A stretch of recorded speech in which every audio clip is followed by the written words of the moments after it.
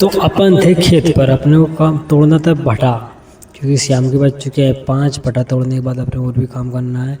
इधर अपने लेसन पटाई दिन भर, ये कुछ पट चुकी है, 4-5 रंगा और रह गए जो कल पटाना है। फिर अपने को क्या अपने काम पे लग जाते हैं। इधर देवन भाई और ज्योति भाई लगे हैं गेहूँ काटने के लिए, क्योंकि आज दिन भर हो चुका है और अपन बिपता रहे हैं बहुत बुरे तरीके से, क्योंकि दोपहर का समय हो या शाम का, जब तक धूप रहती है तब तक गर्मी लगती है। अपन ने तोड़ने स्टार्ट कर दिए भट्टे, क्योंकि 2 सरंगे टूट चुके हैं। 2 और तोड़ने, लेकिन टूट नहीं पाएंगे क्योंकि टाइम कम है अपने पास। Time is money, money is powerful चीज़।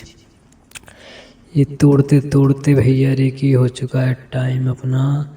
ये कुछ भट्टे तोड़े हैं। भट्टा की चमक देखो भाई साहब, ये भट्टा जी देखो, चमक से वो होता है क्या बोलते हैं, मल्चिंग वाला भट्टा ही फेल है अगर ऐसी चमक और कलर बना रहा है भट्टे पे तो। क्योंकि मल्चिंग इसीलिए की जाती है क्योंकि ठंडाई बनी रहे और चमक बनी रहे। लेकिन ऐसे भट्टे भी चमकदार हैं तब भाव उसी बराबर देते जो मल्चिंग देते हैं। उसके बाद अपने तोड़ी खिड़की। खिड़की भी कुछ सीधी है, कम लग रही, लेकिन ठीक है, स्टार्टिंग की है बनने आज। गिल की भाव अच्छा रहता है, कम से कम भाई साहब 25-30 35 रुपये किलो जाती है। अगर 5-6 किलो हो तोड़ कर भी बिक जाती है, और अभी इतनी निकल नहीं रही है क्योंकि कम निकल रही है। फिर भी अपन ने कष्ट किया पूरे में तोड़ने का, कितनी निकलती है बाद में पता पड़ेगा। उसके बाद अपन को डालनी दवाई। जी देखो, भट्टों में दवाई डालना अपन ने स्टार्ट किया था और ये बीत भी चुकी है दवाई, क्योंकि अपने को भट्टे में डालने के बाद डालनी है गिलकी और कद्दू में। गिलकी भी डालने के उसमें मच्छर लगे हैं, भट्टे में मच्छर लग रहा है, और सोना माखी जिसे बोलते हैं वो भी है।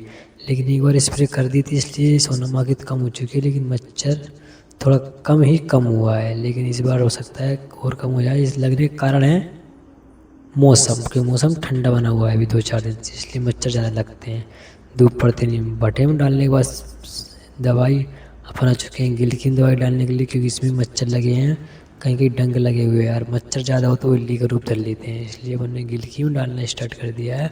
और गिलकी में डालने के बाद अपन डालेंगे 2-4 कूड़े भटे बोस के, कद्दू के। कद्दू में भाव पता नहीं क्यों अभी मैंने तोड़ना स्टार्ट नहीं किया, लेकिन एक आधे दिन में तोड़ेंगे। तो कद्दू में भी डालना स्टार्ट कर देते हैं अपन, क्योंकि अपन को और भी काम करना है, कुछ जमाना है साग सब्जी को। शाम का टाइम हो चुका है, करीब करीब 6 बज चुके हैं।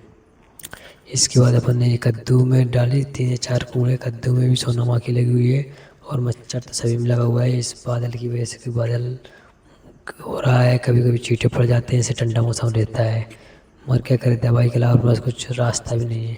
कद्दू भी लग रहा है, लेकिन कद्दू का बीज ये गोल वाला, इसलिए छोटे छोटे कद्दू है। बड़ा पता नहीं होंगे कि नहीं होंगे, लेकिन कोशिश पूरी करते हैं अपन कद्दू की। अपन आए थे रेशम केंद्र में। रेशम केंद्र में चौकीदार भाई साहब हैं जो देखो ककून का काम करते हैं। ये इल्लियाँ जैसी होती है, इल्ली ही होती है। इनका टाइम कुछ हो चुका है 15-20 दिन, लेकिन ये क्या है कि अब अंतिम चरण है। अंतिम चरण मतलब ये होती है जाली। ये पत्ते खाने के बाद, धपने के बाद इनका पूरा आकार हो जाता है। आकार के बाद ये चढ़ती है जाली पर। इसके बाद ये खाना बंद कर देती है। ये पता नहीं धागा टाइप का निकालती है और अपने आप को एक, ये दिख रहा है सफ़ेद सफ़ेद अंडा जैसे, इसका रूप कर लेती है जाली से। तो ये बन जाता है ककून। उसके बाद ये बनने के बाद क्या होता है, ककून को तोड़ा जाता है इस जाली में से, और वो ककून ही बिकता है। ऊपर देखो ये बन चुके हैं। ये पता नहीं गायब कैसे हो जाती है, अंदर घुस जाती है, मतलब पूरी तरीके से ककून बनकर तैयार हो जाता है।